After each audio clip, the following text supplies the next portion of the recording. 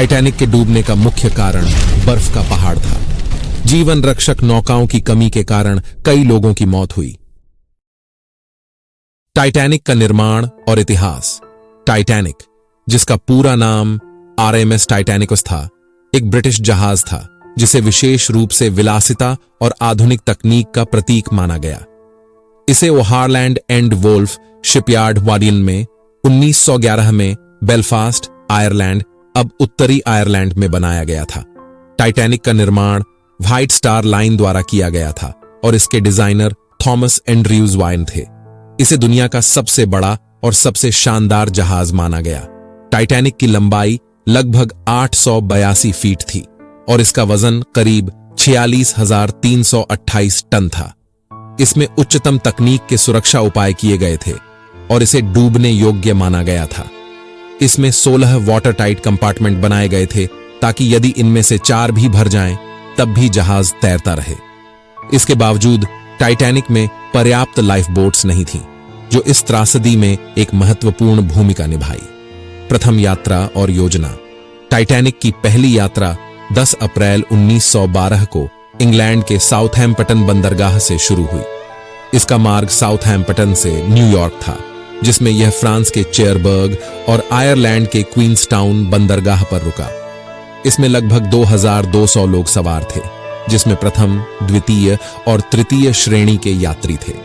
Titanic को आधुनिक विलासिता का प्रतीक माना गया था और प्रथम श्रेणी में शाही व्यक्तियों से लेकर बड़े उद्योगपतियों तक सवार थे। हादसे का दिन 14-15 अप्रैल 1912। 14 अप्रैल 1912 की रात को टाइटैनिक उत्तरी अटलांटिक महासागर में था और लगभग 11:40 पर एक बड़े हिमखंड से टकरा गया। टकराने के बाद जहाज के 5 वाटर टाइट कंपार्टमेंट भरने लगे। इससे जहाज को अस्थिरता का सामना करना पड़ा और धीरे धीरे डूबना शुरू हो गया। लाइफ बोट्स की कमी और अफरा तफरी। टाइटैनिक में केवल 20 लाइफ बोट्स थीं, जबकि पूरी क्षमता के हिसाब से 48 लाइफ बोट्स की आवश्यकता थी। लाइफ बोट्स में पहली प्राथमिकता महिलाओं और बच्चों को दी गई, लेकिन फिर भी लाइफ बोट्स में क्षमता से कम लोग सवार किए गए। इस अफरा तफरी और असमंजस में कई लोग अपनी जान नहीं बचा पाए। टाइटैनिक का डूबना और बचाव अभियान। 15 अप्रैल की सुबह लगभग 2:20 पर टाइटैनिक पूरी तरह से डूब गया। इसके कुछ घंटों बाद RMS कारपेथिया जहाज दुर्घटना स्थल पर पहुंचा और बचे हुए यात्रियों को बचाया। इस हादसे में लगभग 1500 से अधिक लोग मारे गए, जबकि करीब 700 लोग ही बच पाए। टाइटैनिक के बाद के प्रभाव और बदलाव। इस हादसे ने जहाजों की सुरक्षा के बारे में पूरी दुनिया में एक जागरूकता पैदा की। अंतर्राष्ट्रीय समुद्री संगठन IMO ने जहाजों के लिए सुरक्षा मानकों को सख्त किया। समुद्र में बर्फ की जानकारी देने के लिए एक स्थायी बर्फ गश्ती दल की स्थापना की गई और लाइफ बोट्स के नियम भी कड़े किए गए। टाइटैनिक की खोज और आधुनिक युग में रुचि। 1985 में रॉबर्ट बैलार्ड ओन ने टाइटैनिक के मलबे को अटलांटिक महासागर में पाया।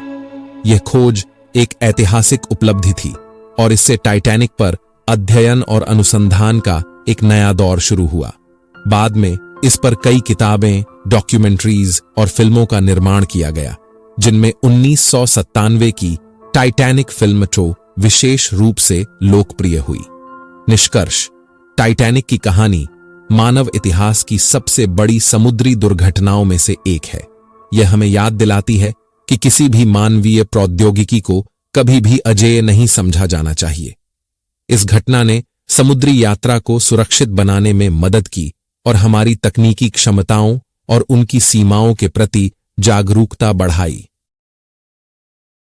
अगर आपको हमारा कंटेंट पसंद आया हो तो चैनल को सब्सक्राइब करें और बेल आइकन दबाएं ताकि आप एक भी अपडेट मिस न करें। जुड़ें हमसे और पाएं जानकारी सीधे अपने पास।